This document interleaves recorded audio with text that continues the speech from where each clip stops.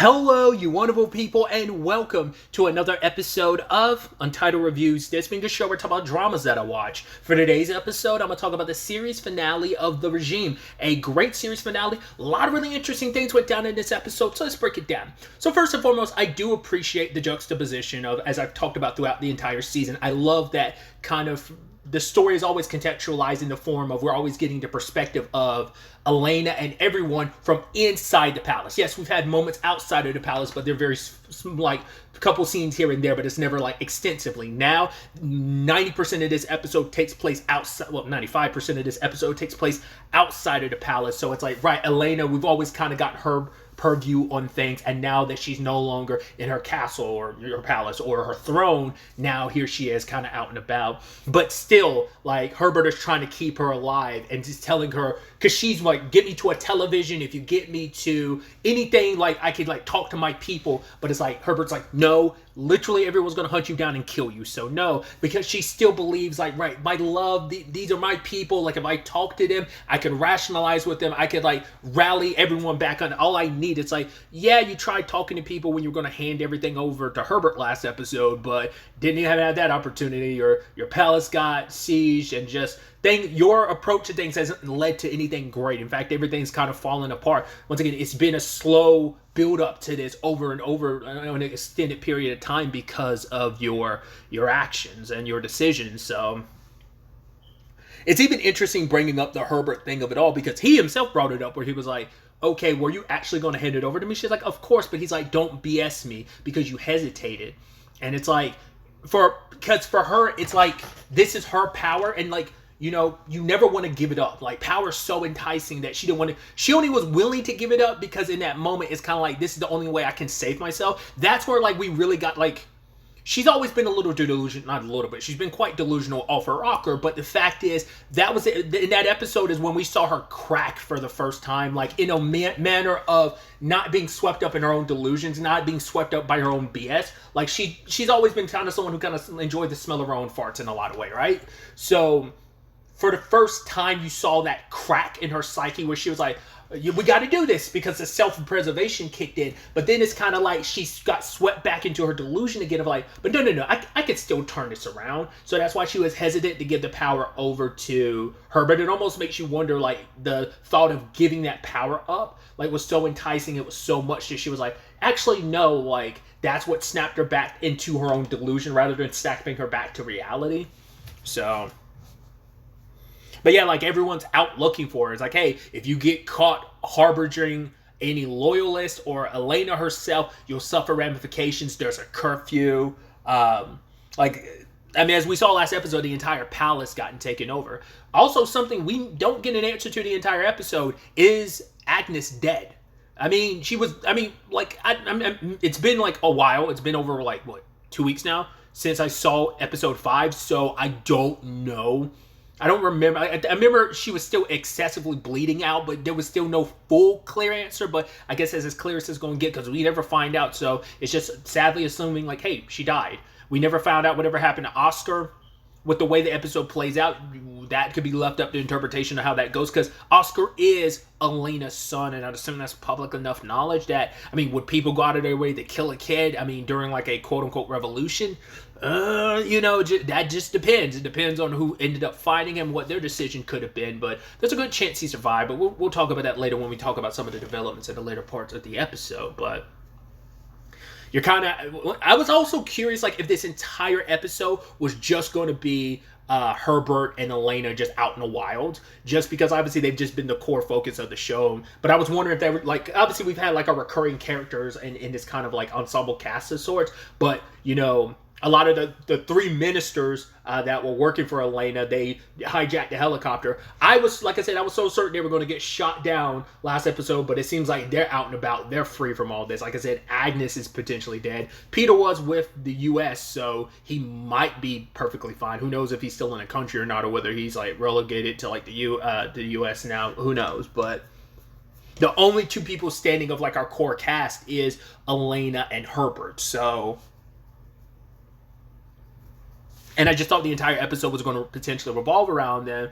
And I mean, for a good chunk of the episode, it is mainly them because they run into that Gregor guy to try and like get him. It's like, oh, can you take us somewhere? And it's like, because like he was willing to help Herbert until he saw Elena, and then he started freaking out because it's like, I don't want no trouble. There's a curfew. I don't want to die. Then another guy, Tomas, shows up. He's crazy because he's like, oh, fuck me, it's Elena. Oh my god, my angel. Oh my god, fuck me, it's you too. Oh, Colonel, my Colonel, sure, get in. And the guy is drunk and like swerving all over the road, being like, oh my god, you're my angel. And it's like, do we trust this guy? This guy seems a little off his damn rocker himself, so obviously Herbert's in a position of like, I don't trust anybody right now. Like, who can you trust when you're so alone and isolated? And it's like, okay, can this guy be trusted? He came out with some extra clothes to disguise him in, which I want to bring this up because it was something that I was actively thinking about the entire time, like while Elena was in disguise. Just kind of give you my thought process. This had nothing to do with the episode. It's just, well, except for like, right, seeing Elena wearing the glasses, I was like,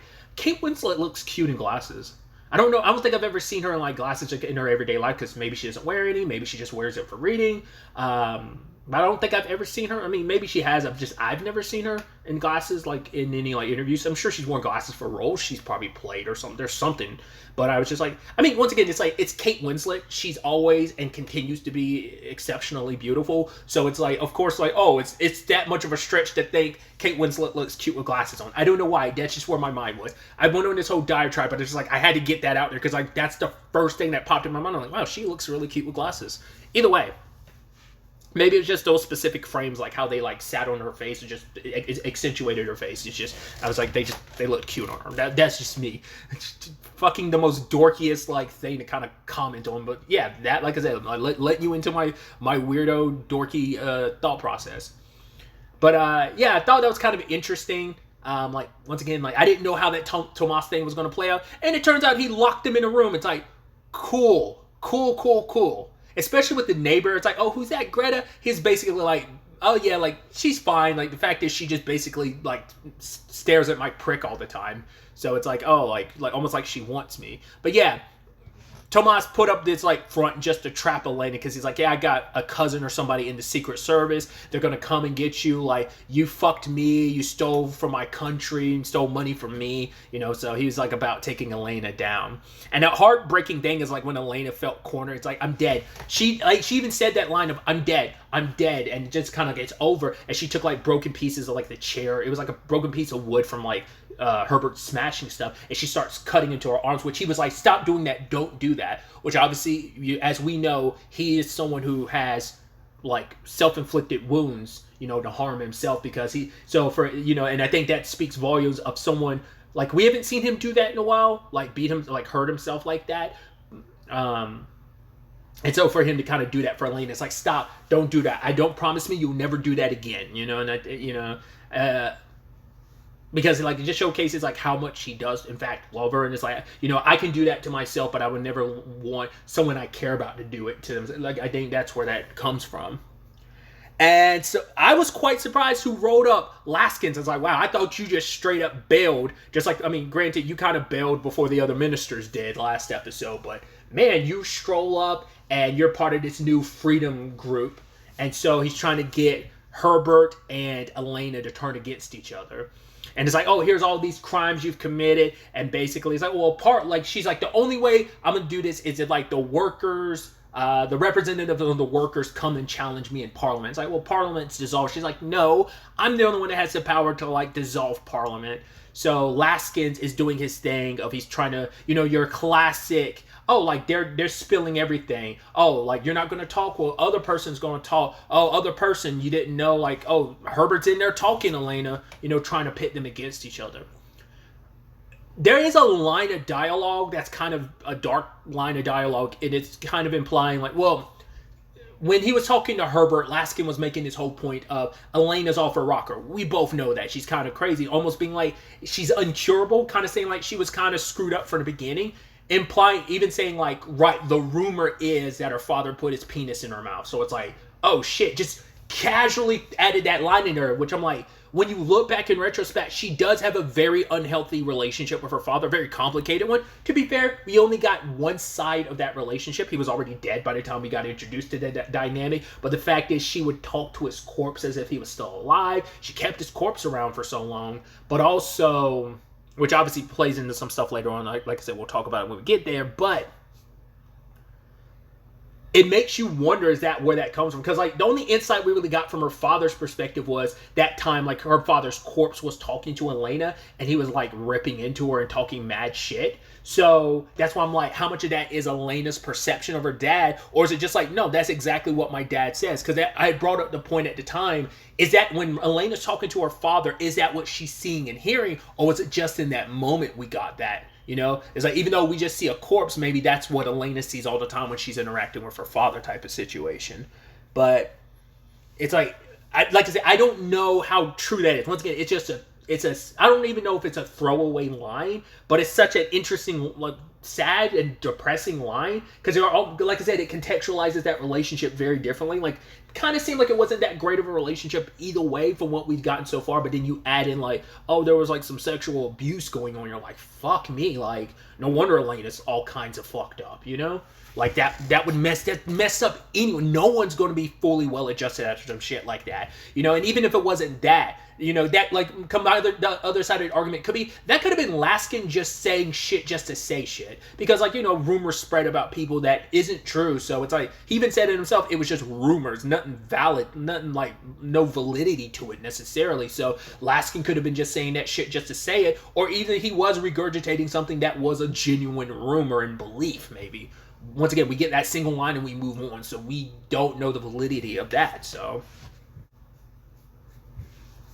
But obviously, Elena didn't buy into Laskin's BS, because despite the conditions everything is, the palace and stuff, the constituency isn't siding with Laskin and his group. Elena's like, right, I've still got followers. Like, despite you being like, there's no way, there's still people who do side with her, and Laskin needs everyone to, like, they won't fall under his leadership despite everything. Because you weren't the leader of this country. Like, there is that element of, when you hear the leader of a country say something versus someone else in that cabinet, like, I feel like it hits different.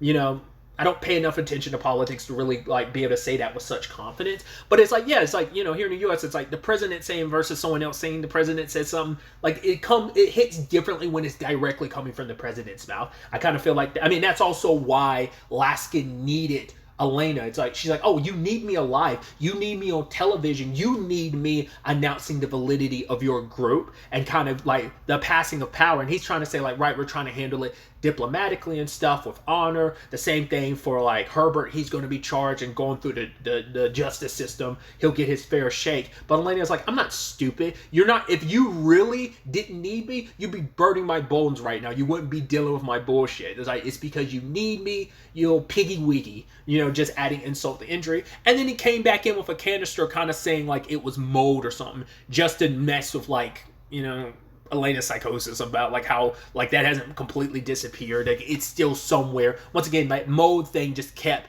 getting situated with something else, whether it was, you know, as, you know, Laskin's tried to, like, shade her by being like, oh, whether it's mode or menopause, when she was extremely hot and everyone else in the palace was freezing cold from all the ACs and stuff. And it's like, you know, it's like, was that actual... I never even crossed my mind, like, menopause. I was like, oh, I guess that could have been what that was. I thought that was just, once again, like, her passing on the mold situation into something else. But I didn't realize it's like, oh, like, that could have actually legitimately just been a menopause thing. I didn't even think about that.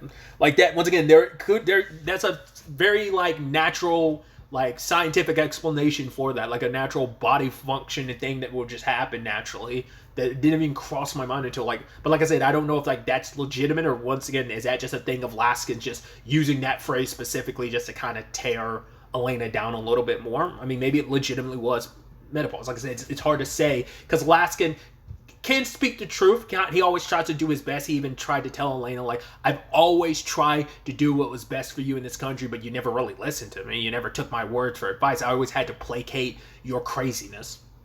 So he has a point of view where you're like, right, there might be some truth in it, but you can't really take his truth at value because he has all the reasons in the world to hate Elena and want to say some very hurtful shit to Elena that isn't true. So,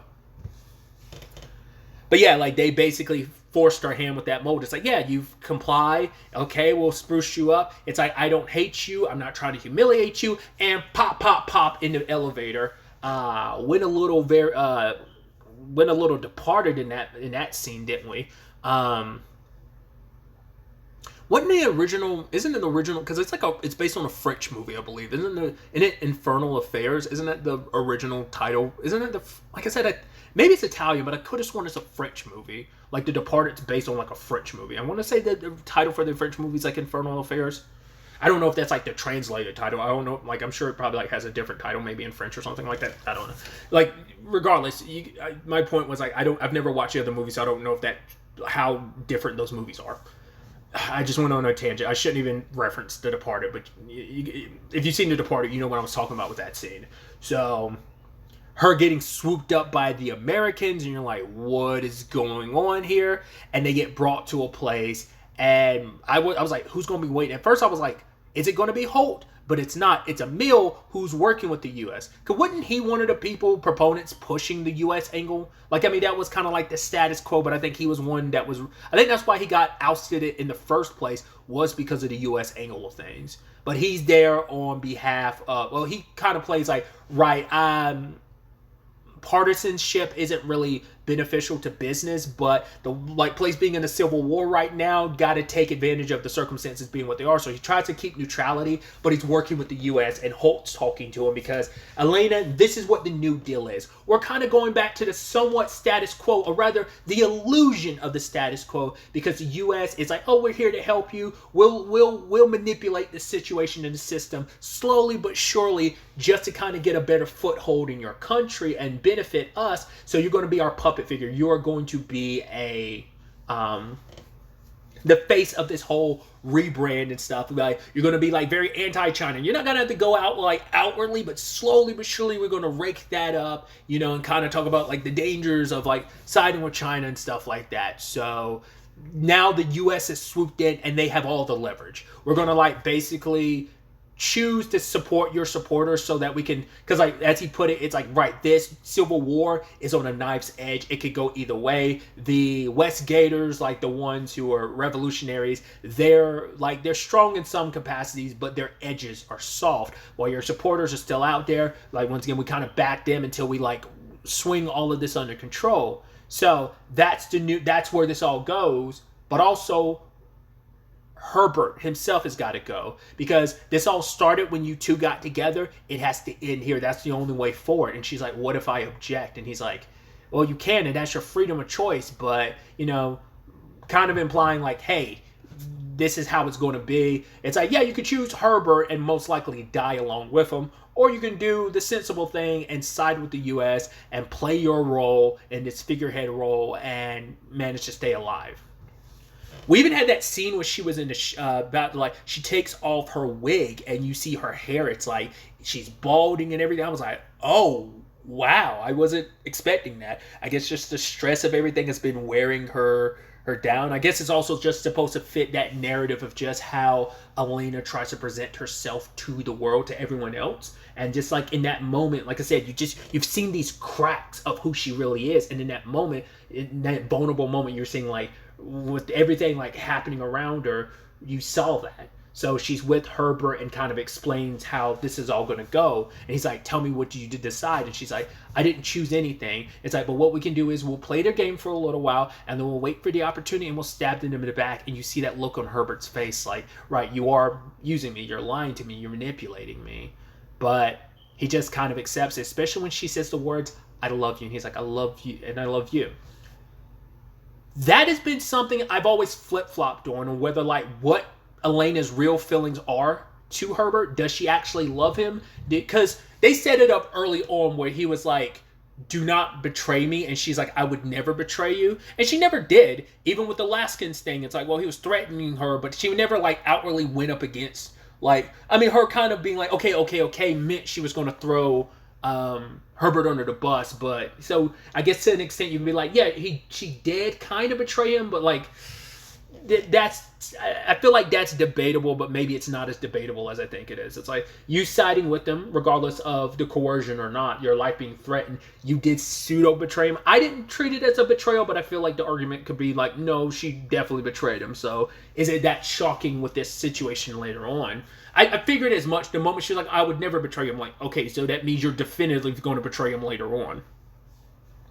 But especially that scene when they're laying in bed, and it's just that discussion she had where she was just talking about how, like, kind of like growing old, and it's like with everything and your fears coming to life, and it's just regardless of it all, you still end up being that same child you always were despite growing up. Like none of that goes away. That child, you're still that person at your core. You just got older, which kind of it's almost in it's hard work to grow old, because those I think those are the exact phrasing, and it's just like life throws all your fears your way, and because at the end of the day you're still that same child despite growing older, you know. So it's kind of this hard thing, and it almost seemed in retrospect kind of playing into maybe some of that relationship with her father, like that line of like kind of like, yeah, like I've grown older, but on the inside she's still that, you know, terrified child that she was when it came to stuff with her father. So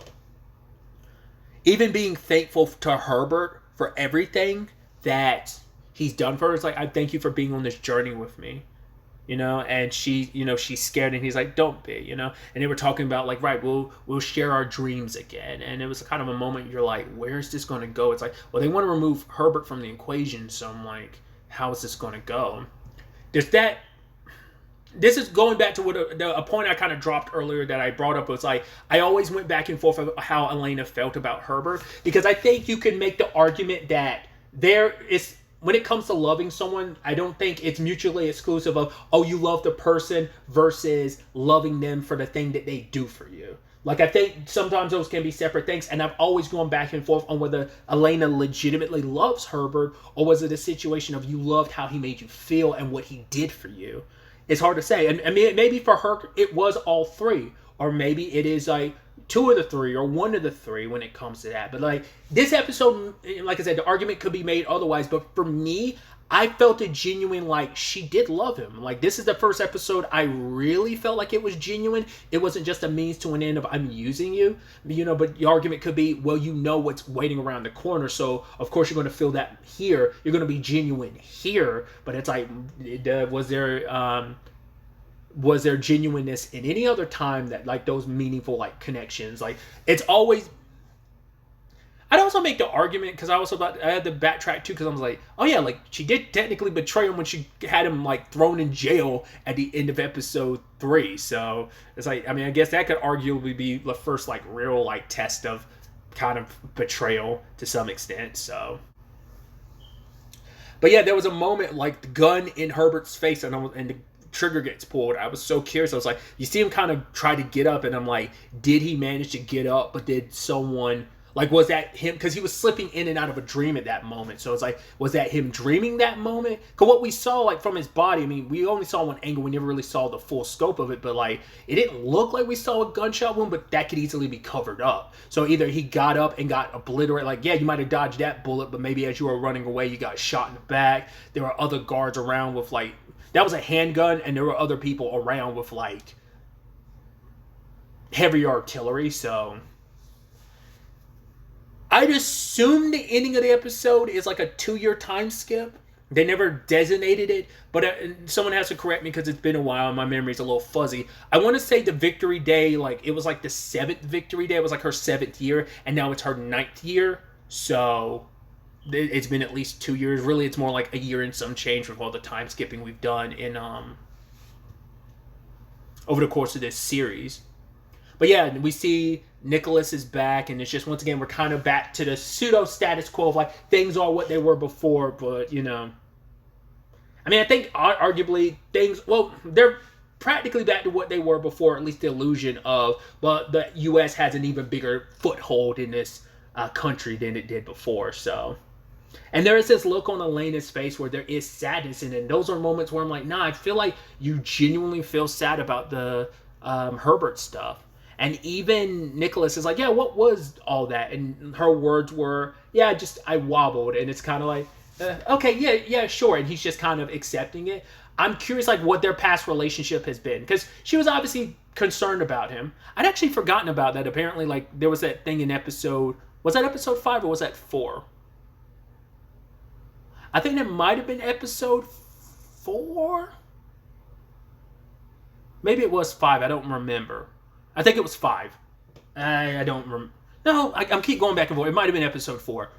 But when we found out that Nicholas, like, was hurting himself, like, she was like, oh yeah, don't do that again. So it's interesting, like, right, we know Herbert did that, and now we know that Nicholas did that, when he was kind of sent off to Sweden. But then there's also the element of, oh yeah, like, Elena tried to do it to herself this episode. I mean, it feels poetic where it's just like, it's just a marriage of convenience. Like, I don't think she loves Nicholas anymore. Just that moment, just she seems so distant and detached of, like, yeah, whatever. It's kind of like I'm in the role I'm playing, and that's all there is to it. And it's like, the fact is, it was, as we find out at the end of the episode, what used to be where her father's body is now is Herbert. So, once again, depending on what her relationship was with her father, it could speak volumes. I mean, to be fair, we know, like, her father's body was, like, tossed out the window in, like, episode 5, so that's probably done so. And it's like, obviously Herbert means more to her than her father, but it's like, that was a complicated relationship. That's where I'm like, there's elements of, it does seem like it was legitimate love there, but it's like, maybe because of everything with Elena, whether it was her father, it's like, her relationship with Nicholas and how complicated that was. Like, it's like, and, like, once again, referring to her love for her people, like, maybe Elena never had the greatest grasp on what love was because of whatever her relationship was with her father, that defined love, that something like that, whether it is what Laskin said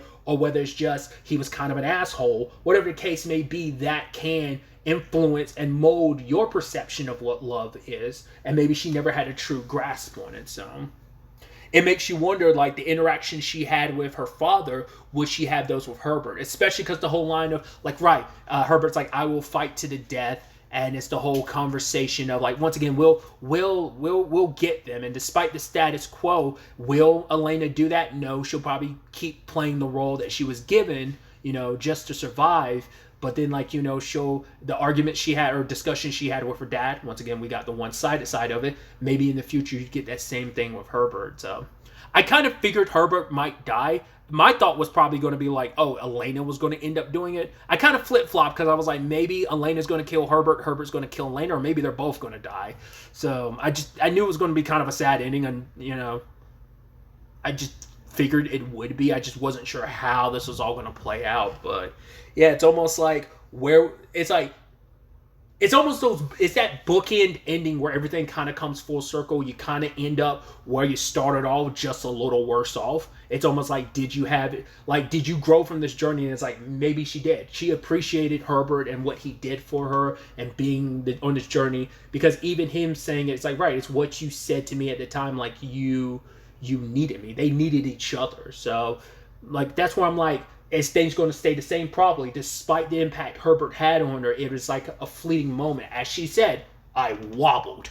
So it almost feels like nothing really has changed except on a political scale and just economical scale of, like, oh, like, the U.S. just has a bigger foothold in this country. So other than that, to everyone else, it just seems like the same. And maybe the argument could almost just be like, history's going to repeat itself. There might be a new Herbert down the line, or maybe there never will be another Herbert. There's just so many ways you can interpret the ending. I think it's one of those endings you pull from it what you want.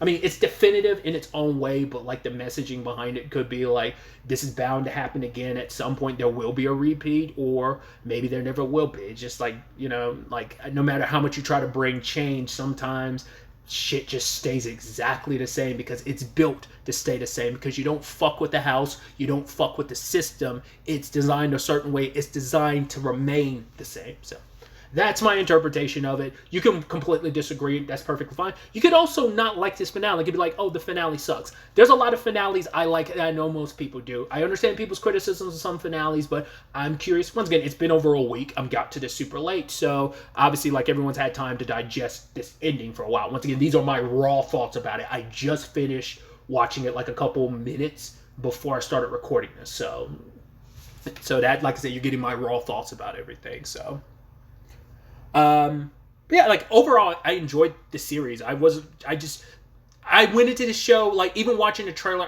I think, like I said, I think I talked about it at the beginning. I watched the teaser trailer. I had no idea what the fuck to make of this show. I didn't know what to expect, but it's been a hell of a journey. Like I said, I think this is considered a comedy drama. It definitely feels like it's kind of a bit of a dark comedy. This final episode felt very dark drama than anything, you know? But maybe that's just me. Maybe the show has always just been like a drama with comedy elements, but I always read in my head it's always been like my initial thought was it was going to be a comedy drama, and it kind of has been, but like there's like dark comedy to it, so I don't know. Like I said, I'm curious to see how other people feel about it. But you know, like I said, I thoroughly enjoyed the show. It's kind of a fun watch, and like I said, you don't get everything, but it's almost like the ending being what it is. Like you don't get a result of like, oh, who's still alive, where everyone ends up. It's kind of a moot point. It's just because despite everything, we're kind of back to begin. Oh yeah, something else too. Like I brought up because of the American angle to it, Oscar might have been okay. Like let's say Agnes did survive. She most likely would have gotten shipped off to America like they were planning to. Well, actually, they were going to send her to, like, Italy, weren't they? Or France? Because, like, Agnes was shitting on, like, the French in, like, episode 5, right? So if she managed to survive, maybe because of her dealings with them, but she never gave the U.S. the information they wanted, so they probably wouldn't have upheld that. So, like I said, Oscar could be alive. Maybe he is back with Nicholas and Elena, which is even sadder not having Agnes, who actually legitimately did care for him, was kind of played more of the mother role for him than Agnes. So, but the fact is we didn't see any hide nor hair of him. Makes you almost go, maybe he did get killed, which is kind of dark and bleak, or maybe he just got shipped off somewhere else. I have no idea. So, like I said, there's just some stuff that's unanswered, but like I said, everything kind of coming full circle, kind of going back to the quote-unquote status quo. It's just kind of like the most, like I said, it's just a matter of perspective of almost like, did anything happen? Did anything matter? On a micro scale, sure, but on a macro scale, this is just a blip in this country's history type of situation. Just something to think about. I think maybe a lot of history could be said about that, and sadly in some countries' histories, but either way. But yeah, to everyone involved in the show, in front of the camera, behind the camera, thank you for the great show, and I wish everyone the best in their future endeavors. But really, that's all I wanted to talk about. Till the next time we meet, be happy, be safe, live life to the fullest, and enjoy it. Good day, and goodbye.